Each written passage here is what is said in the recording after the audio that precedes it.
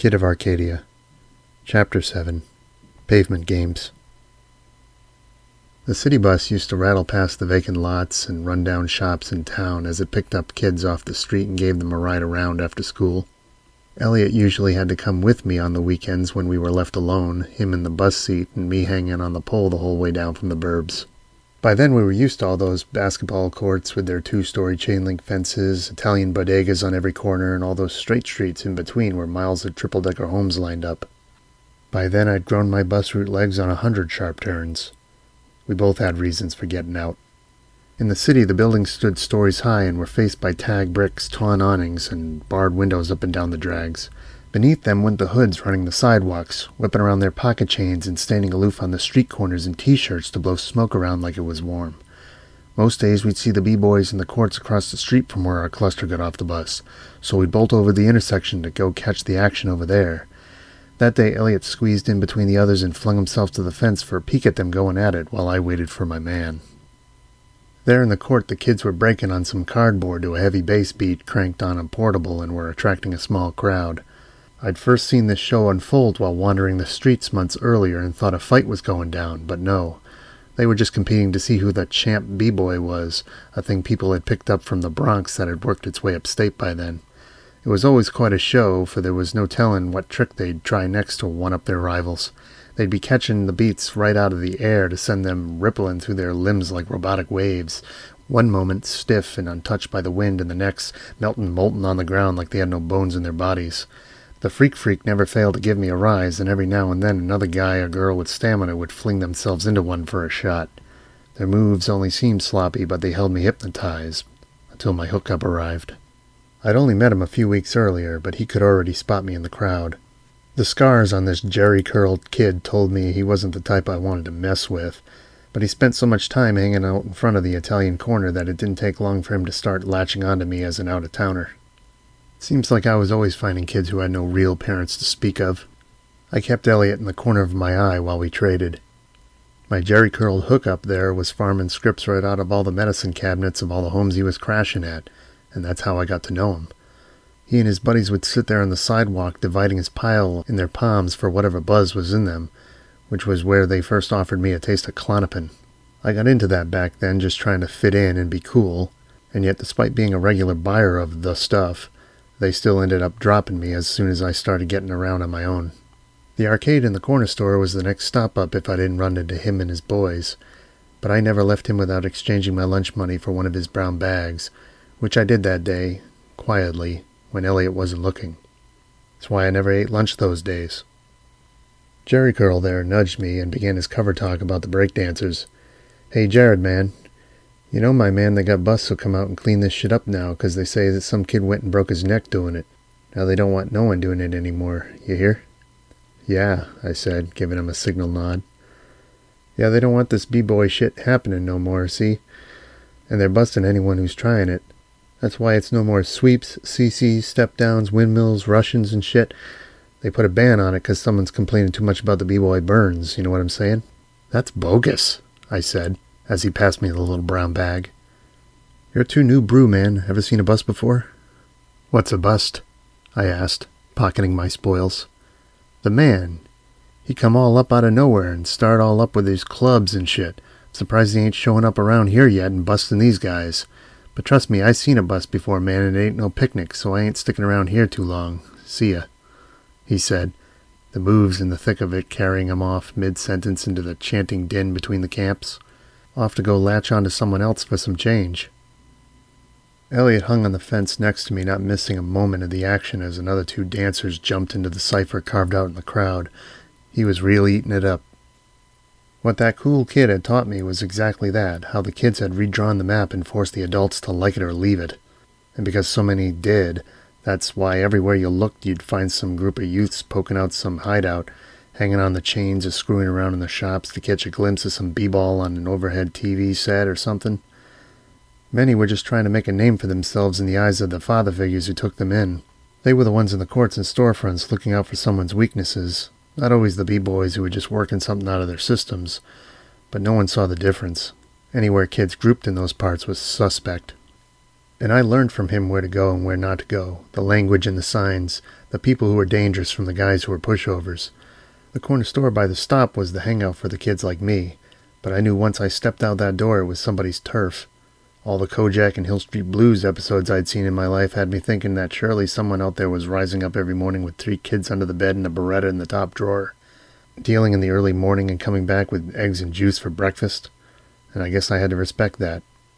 I had no idea how true it was, though. I was too new brew to know better. What I did know was that some kids grew up skin and bones because the nearest market was beyond their turf's boundary.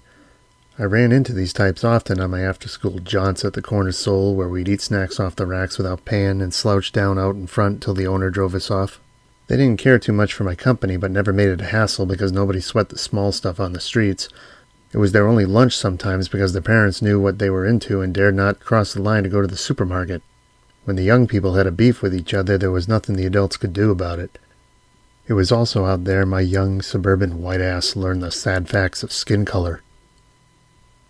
The downtown was only a few blocks from the house, so it was always an easy walk on the way back from school to the park and the ball courts when my parents left us alone. The sun glowed bright orange and the shadows were always long over the scene by then.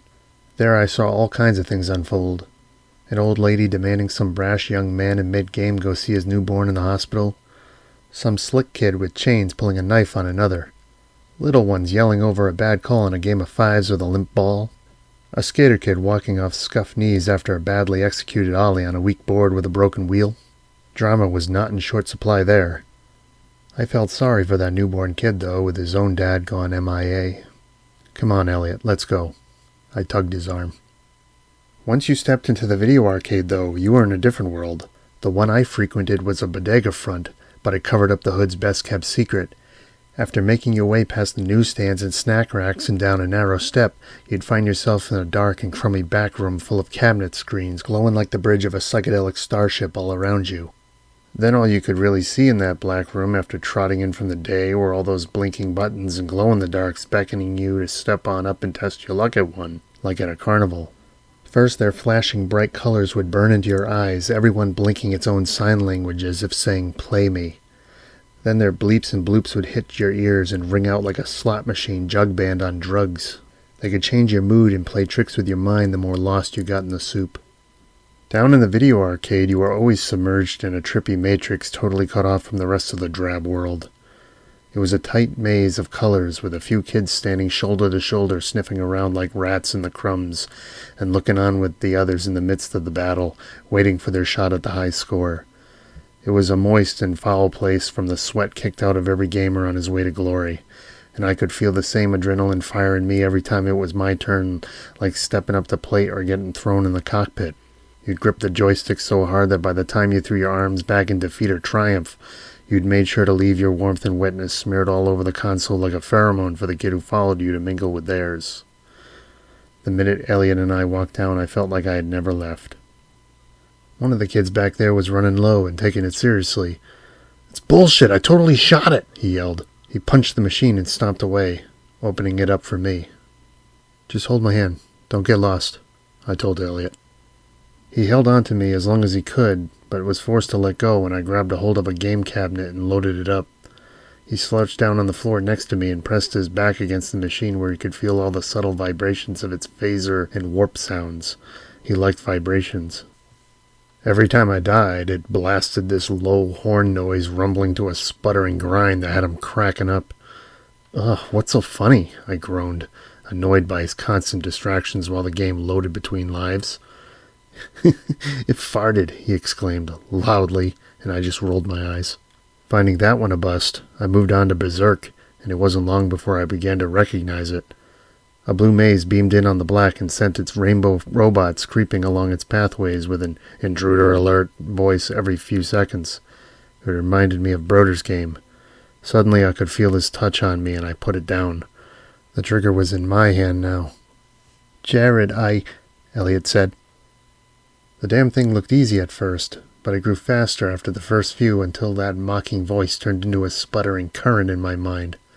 Once I had the hang of it, I knew for the first time that I was bent and there was nothing that could have brought me back. I had to defeat it. And then I had to defeat them all. It was powerful, manly. To me it was Broder. "Can I play?" Eliot asked. but I ignored him. So I moved on to another game, then another, and before long my brain was blasting ships in those dark corridors and shooting down space junk with my cruiser cannons for as long as I could hold out. I swear it was the most fun we could have had on those main drags back then. It was the only way to defeat him. But then as soon as I was spent in the video arcade, I'd start thinking clearly again, like the second after climax. Suddenly all I'd hear were the other kids' quarters sliding down their slots, and that's when I'd realize I didn't have any. I usually gave up all I had for fun and a shot at the top of the list, but it always left me feeling downright dirty. Those machines weren't mine. They were just the same cabinets everyone else used to get themselves off on. But they hadn't seen the last of me. I had to defeat them, but it would have to wait, because as easy as it was to get lost in it all, so too was it to lose it all, and then it wasn't fun anymore. Eliot ran out at some point and I had to go chase after him. It was okay. I'd give him a dime to get a glow ring or gumball from the coin crank machines on the way out. That always worked. We returned home that afternoon alone, and no one even knew we had left. Many days were like that. Around that time is when it started going bad between me and Eliot. One night we were battering the evening away up in the room as usual, and he suddenly went limp on the floor. His mouth hung open as he took one last light punch to his bare shoulder, one I dealt as I crawled up over him with a grunt. He'd given up by then, probably too tired, and once I felt my knuckles white against his pink and plush, I pulled away to loom over him a second while he rested, defeated. His bare shoulders shivered. I reached over for one of his matchbox cars so I could plop it on his chest, then rolled it up and down every avenue of his torso, rocking it in every bumpy rib and sinking it in every soft spot. It was just a stupid game of ours. The house was silent and the window had gone black, like our bedroom was just some space capsule turning over in the void. Every night when Mom was asleep in the big bedroom and Dad in the living room, or vice versa, depending on whoever came home later, and the house was quiet in the dark behind the door, my brother and I were free to horse around however we wanted. Those nights I was alone with him, I felt the strongest I could be, and so I defeated him every night with a devil on my shoulder. I made him pay the price for breathing, for squirming and slinking through my life and stealing what was mine, for being the smelly, scrawny runt he was who had tried to share my bowl. Sadly, that's what I did to him in those days. But that was the first night it went bad. He was panting from the workout he had tried in vain to store up against me, and his cheeks bloomed all the redder the second I rolled that tiny tin car up to his waistband, for he knew where it wanted to go. Once beneath his elastics, I let it roll down inside because I loved watching him desperately try to fish it out of himself. He lifted his legs in the air to kick around on the floor and threw both of his hands down into his shorts to search it out. Lost in the cave again? I laughed. When he dragged it out, I ripped it from his grip and held it over him with a taunt to see if he could snatch it back. His desperation always put some color back in my skin, and I could feel that electric heat rising in my limbs. It made me shiver. "Give it back!" "Shh! First say, 'Kiss my ass,'" I teased. The boy repeated, "Kiss my ass." Now say, "Suck my fat one." I really wanted to hear him say that. "Say it," I demanded. He sat up and made another reach for it, but I fronted his shoulder with my elbow and pushed him back down so his chest was to the floor. And as he struggled for a second to get back up, I threw one leg over and straddled him for a minute or two, now sitting square on his back to make sure he couldn't move. He kicked his legs and beat at the floor, trying to wriggle out to no avail under the weight of my hard thrusts and dog rides on his back. I held him down with one hand and let the car roll off to the corner. And the harder he fought, wriggling between my legs, the more powerful I felt. I hated feeling powerless. "I can't breathe," he strained, gasping for air. "Say I'm bigger," I said, through my teeth. The devil stood on end inside me now, demanding I finish him off like one of those big-time heavyweights. His desperate squirming felt too good. I needed his little body under me. "Get off, I can't breathe," he gasped. "No." "Why?" he begged. I chuckled, breathing heavy. "Because I'm bigger." He gasped and went limp beneath me. And that was it. That was all I wanted him to do. I beat my fists and roared triumphantly. Every muscle flexed, and just as quickly afterwards jumped off and backed away. He gasped for the air he needed and gave me a typical eye roll and a head shake as he went back to doing his thing, called me a jerk, and that was it. 10 minutes went by after I'd almost smothered him, and we were racing his cars on the plastic track in the corner of the room like none of it had even happened. 20 minutes went by, and he was sitting Indian style on the blankets in the bed, resting his cheeks on his palms. The ceiling light overhead reflected on his glasses and glowed on his swaying hair as he rocked gently back and forth. His pinkish palms cradled his chin as he wiped his stubby nose with his fingers. He was always watching me. He was too quiet. 30 minutes went by after I'd done the deed, and I was just lying on the floor. At the time, I just wanted him to get the message. I didn't want to hurt him or anything. I just wanted him to get the idea that he couldn't have everything, that I was still the big brother, and that meant I was the boss, even if I knew I wasn't. I just wanted him to think so. "Why'd you do that?" he asked, lowering his brows. "Do what?" He looked away, clutching his shoulder. "Do what?" I asked again.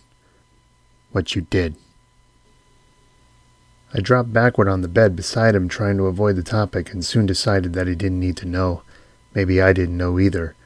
Whatever the reason, it had more to do with me than him anyways, and it's not like it was anything new. It was how it was every night by then. Every second with him for me in those days was becoming like a spring pressing down somewhere.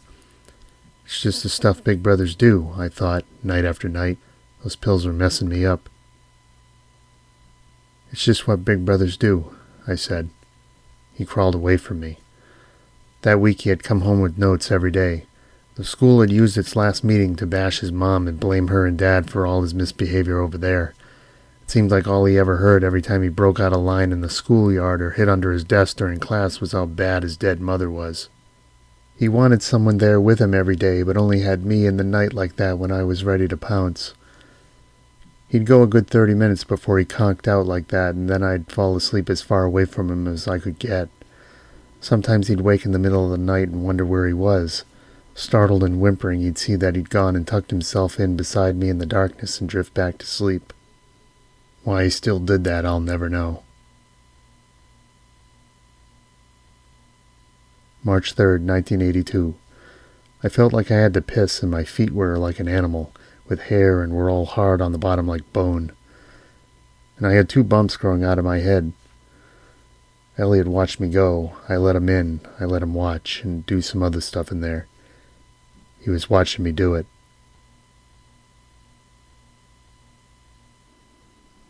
It was the early spring, and I was just sitting on the curb outside the pizza parlor with the smokers and gamers, choking on the exhaust and waiting for Dad to come back for me.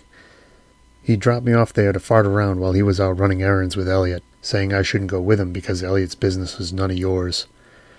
Indeed, I was often the other son whenever he had things to do with that kid.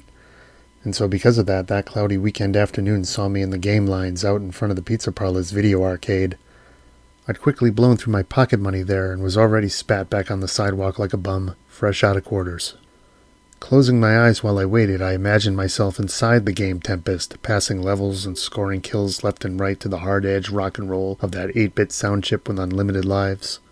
The blackness in my eyes would become a game field upon which those blue lines blazed, and where every advancing enemy would dance up from out of the air to get their shots off and fall back. So I jerked my hands around as if still in control of the knob and frantically pressed the invisible fire buttons before me. I could feel the chase in my thighs. The kills racked up. The score rose to its highest and went back to zeros. I had it defeated. I felt powerful. Then a car horn honked. I opened my eyes back to the busy rush-hour stall before me and wiped the drool from my face. I was alone.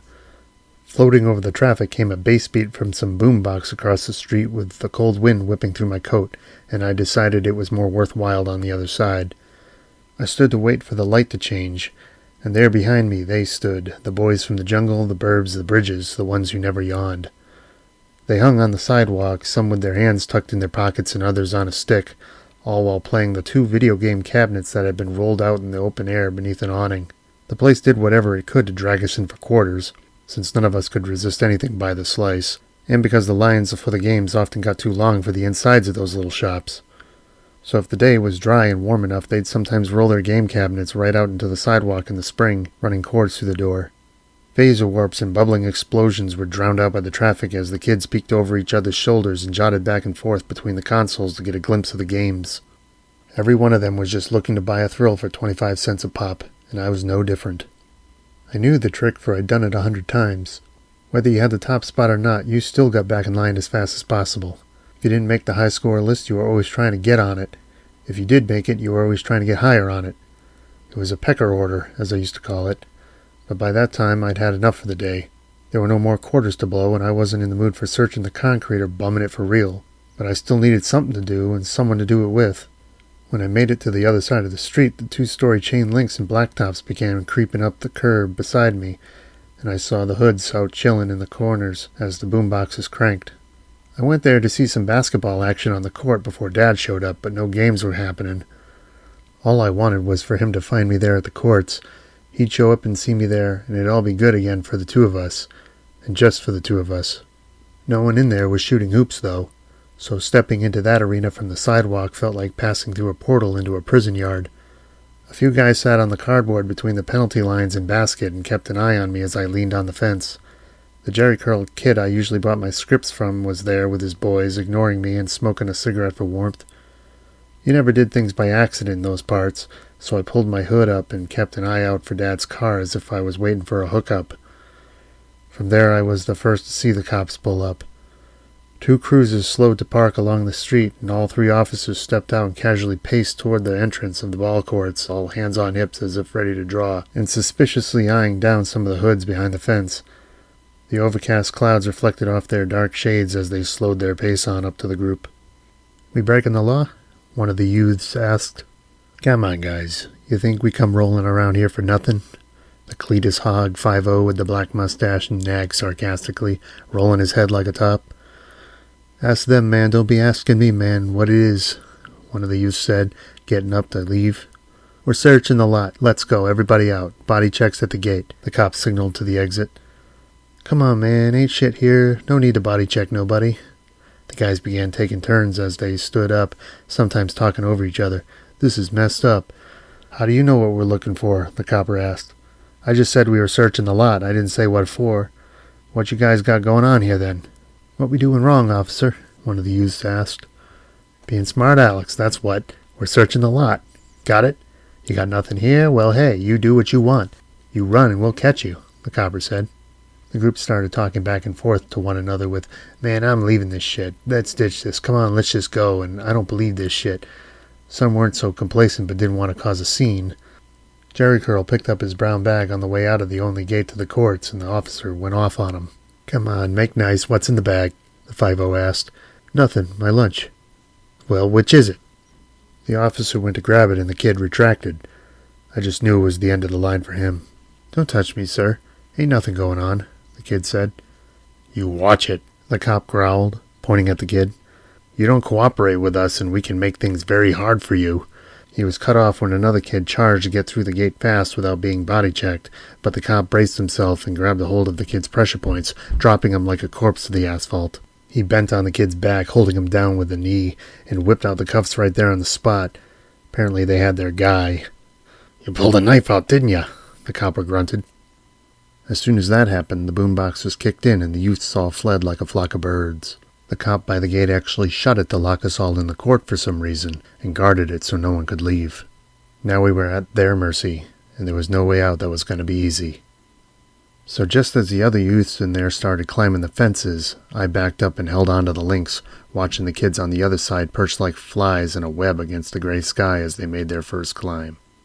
One by one they hopped over. I ran back to the other side of the court and looked for another way out. I didn't have time for this, and I certainly didn't want to get taken in. "Get down! We're trying to protect yous," the cops shouted. "Suck it," they replied. "Like hell." Soon it was down to just me and this hoodie girl about my age in the corner. She was poking her arms through the chains and shouting jokes at the cops standing by the cruisers outside the courts as the other 2 seized their target guy behind her. The brown bag that had started everything was confiscated and opened, revealing only a box of crackers, but sadly Jerry Curl was still carried off to a cruiser. "You 2 just sit tight," the cop on the outside told us. "Come on, open the gate," the hoodie girl shouted. "Hey, do me a favor and sit tight, little girl," the officer said. She banged the fence in frustration at that remark, but he just ignored her. It didn't look like they were as interested in us as they were in the other guys. Maybe we looked too white or suburban to them or something, so I started feeling lucky. But then, as if taken with the same frustration, that girl summoned whatever she had and spit it through the chains in the cop's direction, all casual. It caught me totally by surprise, and I just cracked up. It was pretty funny until that cop turned right around with a sour grin and fist and went off base. "Hey, girlie, I could take you in for that. I don't care how old you are," he barked, giving a light kick to the fence to get us to stand back. Then he signaled to the guys inside that he was opening the gate to body check us. How nice of him. "All right, get lost," he said, once he set us free. "What are you guys doing, locking us in like that? You can't do that," she said. That girl was really taking him to task. I was just glad to be able to leave. After dealing with all those guys, they were still rough getting the two of us out of the gate. It didn't matter if we went quietly or not. Once on the sidewalk, that girl suddenly turned to me under her hoodie and smiled. That caught me off guard, too. "Hey, boy," she said to me. "Are you cool?" "Yeah." "Kelly, you?" "Jared." The cop released us on the sidewalk and turned around to help apprehend their targets as the girl simply cocked her head and gave me a "see you later." Then she hurried back up the street, and I turned in the opposite direction. It all felt so surreal. 5 minutes later, I was sitting on the curb watching the traffic and thinking about the girl I'd just met and where I'd seen her before. She went to my school. And it was dusk out before Dad finally came around to pick me up. He said he'd been circling the block waiting for me, but relaxed when I explained what happened. My brother was there, but he was sleeping. "What did I tell you, bud? You gotta grow up now. You can get in trouble for nothing out there," Dad said. I didn't care if it was a scold, and I took it like his son, even though he called me his bud, like usual. But I loved it when he did that. As the car rode on through the neighborhoods, I caught a glimpse of 3 guys sitting in the dirt path by a few trees on the slope far from the closest streetlight and armed with spray. They were lighting up a cigarette, just about ready to start. From the distance in the moving car, I could see the tiny orange flame at the end of the cigarette glowing in the blue. From where I was, it seemed like being a smart aleck was only a crime if you fit the ethnic profile, but every artist who painted in the dark was still a superstar by morning. Those trains went everywhere. I scratched at my legs. I needed my pills. "Bad news, bud. Ready for this?" Dad said, biting his bottom lip. "I just did the evaluation meeting on Eliot, and it seems like the state says he's gotten unmanageable at school again. He's been going under his desk and hiding out in the bathrooms, just like before, but worse, I guess. This week was the worst they've seen him, and they think it's serious enough to investigate, so they're going to be all over us once again." I just slumped in my seat and sighed, disappointed that all he ever did for me now was scold me and talk about Eliot. The fact of the state getting involved again hadn't even sunk in for me at that point, but Dad continued hammering it home. "Don't ever have kids, Jared, because you get just one file on you one time with these people and they never forget it. They never forget it. They just never leave you guys alone." I said nothing. I was still thinking about that girl. "But I just want you to know I'm proud of the way you are with him, and I think someone up there will be looking out for us because of it. We got a prayer. Your mom didn't think you guys would get along, being forced together like this, and she bitched about it for years and said it'd never work out. So if anything, thanks for proving her wrong, bud," Dad said. All I could do was nod, feeling dizzy. As he spoke, the streetlight beams rolled over his face, and I could see how troubled he was by the news. I knew full well just how hot things were going to get in the near future just by that, but I tried to take comfort in the cool of the moment. Eliot was sleeping, already defeated. I gave him a break that night. April 4th, 1982. I was in some big fire and couldn't get out. Broda was just sitting in it too, burning leaves. It was in a pond in the middle of school. Then Eliot was in there. He had small bugs coming out of his head. He had girl parts between his legs, even though it was still him. And that was weird, but I could have done him since he was a girl.